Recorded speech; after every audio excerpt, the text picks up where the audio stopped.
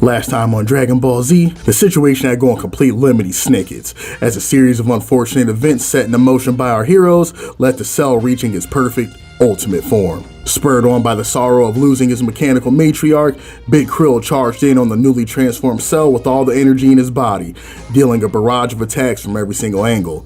But unfortunately, it became clear in a matter of seconds that it would take much more than the tantrums from the short, bald-headed king to put a dent in Cell's armor, as the Biobot didn't even react from Krillin's attack, paying the fighter's hits less attention than he would a mosquito entering his personal space. After a quick round of shadow boxing, Cell decided that he needed to take his new body for a spin, and in a flash delivered a devastating kick to the side of Krill's noggin that would flatline him if it wasn't for the quick thinking of young Trunks, who delivered him a bean with the quickness after observing the injury. Vegeta, still unimpressed by Cell's so-called perfect transformation, begins to test the waters, going on offense and appears to have the upper hand until it becomes clear that Cell is doing little more than playing games with the prince and hasn't even begun to break a sweat with his efforts. Angered by the disrespect, Vegeta commands Cell to up his difficulty setting right this second, before he decides to end the game altogether.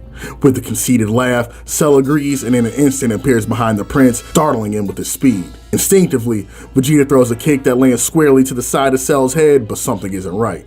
As Cell slowly moves his head back into position with the smuggest smile the Earth has ever seen, and the Z-homies realize that this fight may not go as smoothly as they had hoped. Y'all already know that the Super Vegeta transformation had this man Prince almost permanently glued to his own meat, so watching Cell tank one of his kicks square to the dome like that and chow down had him at a loss for words.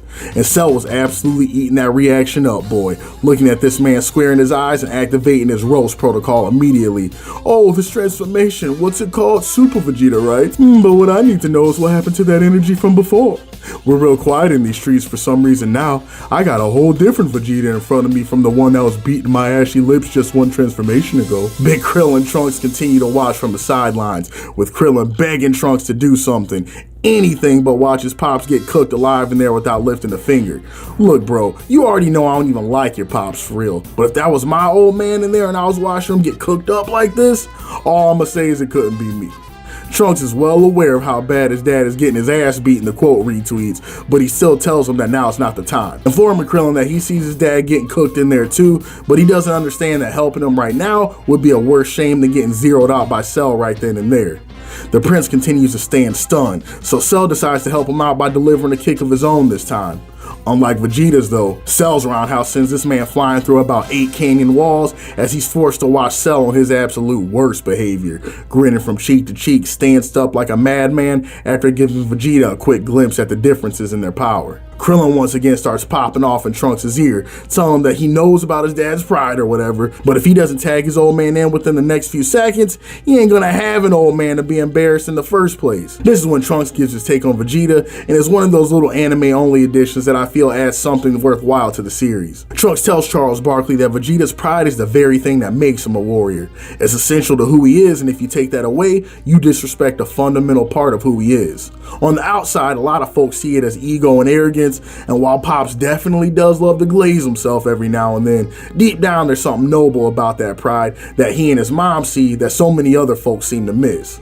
Krill, realizing that he just got put in his place a little bit, is like, damn bro, say less. I never knew all that was going on with him. Trunks is having none of it though, and was like, yeah, honestly, how could you though? You was one out here willing to sell us out for some homicidal robot kitty after everything I told you I've been through. Don't think I forgot, Brody, you on my list. The conversation gets interrupted though, as a severely injured Hasselhoff wakes up out of standby mode and does his hands like he's about to deliver the Captain Spock to the back of Cell's neck. Without even turning around, Cell's like, I know I don't sense this old ugly ass boy 16 about to hop off the porch and think he's gonna do something. You might as well sit your old outdated Windows Vista OS having ass down right now, cause we all know your usefulness in the meta is way past its expiration date. Livid that these low power level having commoners would even think that he needs assistance, Vegeta begins his offensive again, this time going a different route. The Saiyan Prince begins ki charging, and as he gathers his energy, it's clear whatever he's cooking up right now is going to be bad for the health of most living creatures.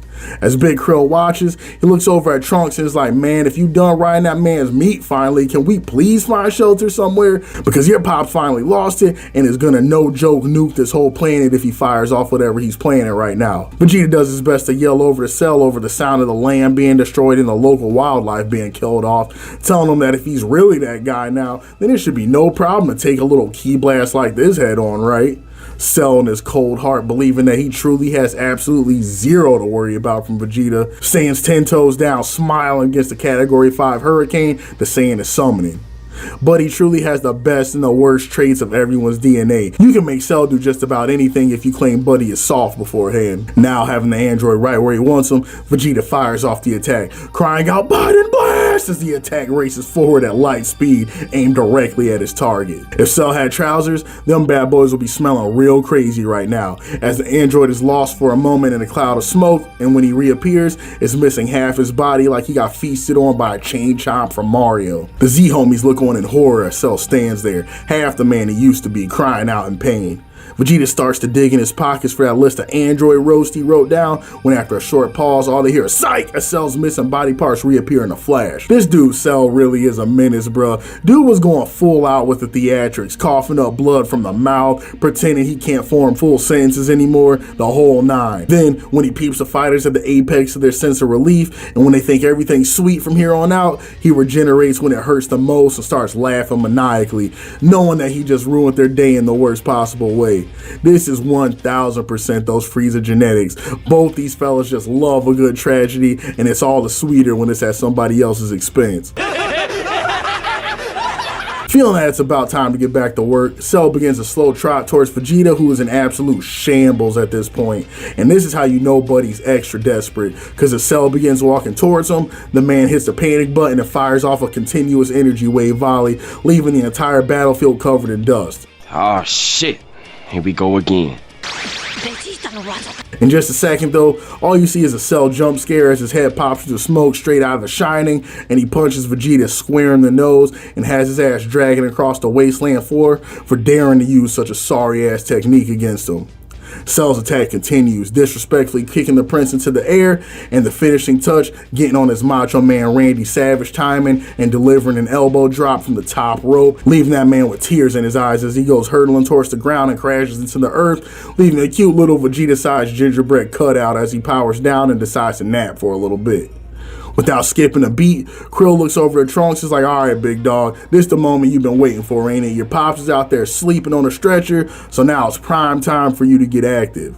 While Krillin was out here talking his ish though, this man Trunks was already halfway there. As his veins begin to pop, his muscles bulge like he just ingested a quarter tank of venom, and his pupils dilate like Buddy just got off the craziest pack of all time. Krillin noticing all this like, nah, Buddy tweaking right now, and decides that it's probably best to give the man some space. Trunks hasn't completely lost it yet though, and asks Big Krill to pick up his dad's KO'd body for a revive, providing him with a perk and asking him to get his dad somewhere safe and to give it to him when the time is right. Trunks allows Cell a couple of freebies until he recognizes that Krill and his dad are a safe distance away and decides that he can finally get busy with no interference. Cell smiles, telling Trunks that he hopes he doesn't think he's slick and that he knows he's buying his time to let his old man get a cold glass of milk after that washing he just got. Cell continues, telling him that Vegeta is no longer of interest and that it's Trunks who now has his full attention. And with this, Trunks finishes his key charge and tells Cell matter-of-factly that he's about to get erased. And coming from Trunks, a man who is not known for popping off at the mouth for no reason, you know he meant that with his whole chest. Cell acknowledges the power, admitting that it's even greater than his own. But even with this being the case, Cell doesn't look afraid whatsoever. As Cell readies his fighting stance with a devious smile, he informs Trunks that size isn't everything, as we are suddenly treated to a brief glimpse at Gohan and Goku's own training in the time chamber. It appears everything's going as planned, with a more mature Gohan appearing to have mastered the Super Saiyan transformation already, while Goku silently meditates and admires his son's growth. Goku then sits up and demonstrates his growth, showcasing a transformation that enhances his muscle growth, appearing very similar to Vegeta's own ascended Super Saiyan transformation. Goku tells his son that this isn't all and he can take it a step further if he wanted to, bulking up even further and becoming a bar of muscle daddy that would make nearly any yaoi mangaka blush. Gohan sees this and is convinced that his father has done it, that he's finally achieved the power level that will allow him to defeat Cell. But something is strange, as Goku, despite having achieved this before unheard of level of strength, appears unsatisfied.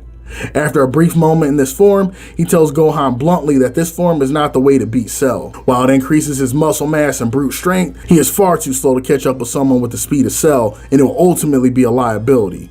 Also, the form is a complete energy drain. All things considered, the regular form of Super Saiyan is the best combo. Their goal should be to achieve complete mastery over the traditional Super Saiyan transformation, getting rid of the restless feeling that comes with it so they can walk around in that ish being able to do dishes if they felt like it. And right here, y'all, is the fatal mistake I was talking about in the previous episode that Vegeta made with Trunks, and that gets corrected by Gohan and Goku.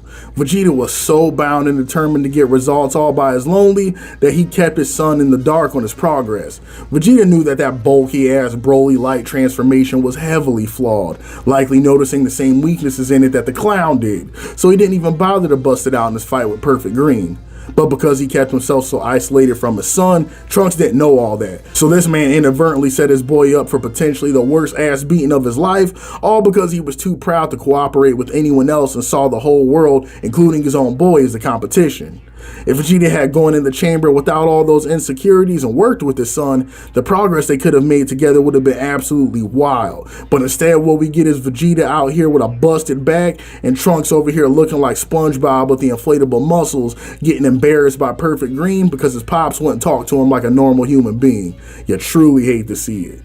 We return to the island and the fight's going exactly how we would expect at this point. Trunks is doing everything in his power to put the beaters on Cell, but dude is out here weaving the duffs like he might as well not even be throwing them, talking to Trunks crazy the entire time. The worst part is when Cell's like, watch this young bull, and powers up with the same transformation that Trunks just did, showing him that it's really not that hard to do, but he purposely avoided it because relying on brute force like a caveman is grade A dumbassery, and he should be embarrassed hopping off the porch like that. Trunks, realizing the grave mistake he's made, powers down the base and is like, look bro, just melt me now, we both know this is a wrap. Cell smiles, is like, don't worry cuz, we getting to that, but riddle me this.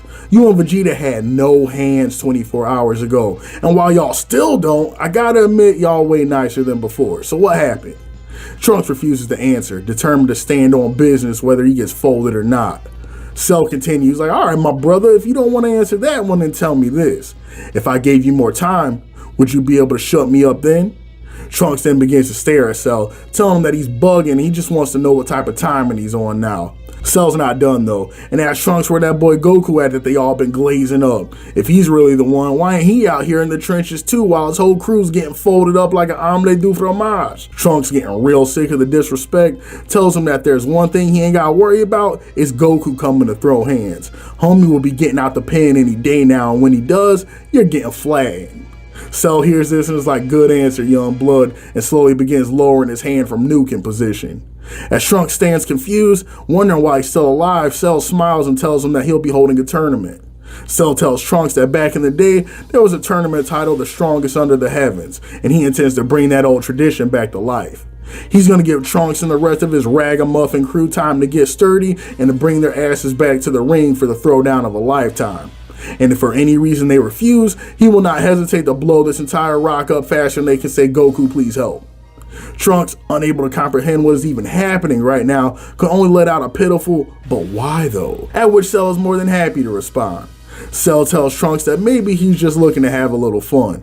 Or maybe what really gets his rocks off is that moment of panic in their eyes when they piss their Saiyan battle outfits with fear after registering they truly have no shot in hell at winning. As Trunks stares in horror, Cell moans a little bit and is like, right there, that's exactly what I'm talking about. Then this fellow shoots Trunks to deuces and flies away, skedaddling off to God knows where while Trunks tries his best to recombobulate his mind and process the current circumstances. And here, homies, is exhibit 898 of the absolute circus show that is the Android and Cell saga. I know I've been clowning our heroes up to this point for their unbelievably short-sighted errors, and they absolutely deserve it, but Kami knows that this man Cell is no better. The best and the worst thing that Jiro ever did was give this fella Saiyan and Frieza DNA. This man Cell had the W right in his hands. He had to win on a silver platter, and rather than feast, what does the man do? The man instead flips the whole damn table, dropping his food on the floor and decides, nah, I want to get it out the mud, and unknowingly sets in motion events that are going to get his donut powdered. The combination of lust for a good fight, coupled with both Vegeta and Frieza's natural sadism, is the absolute worst possible combo. This man has jobbing in his DNA. Maybe that's the real tragedy of this arc. While Trunks was learning about life the hard way from Cell, Krillin gave Vegeta the perk on a nearby island, and after sensing the drastic decrease in Trunks' power, the two finally made their way to his location to see him standing stunned, sitting alone in pure shock.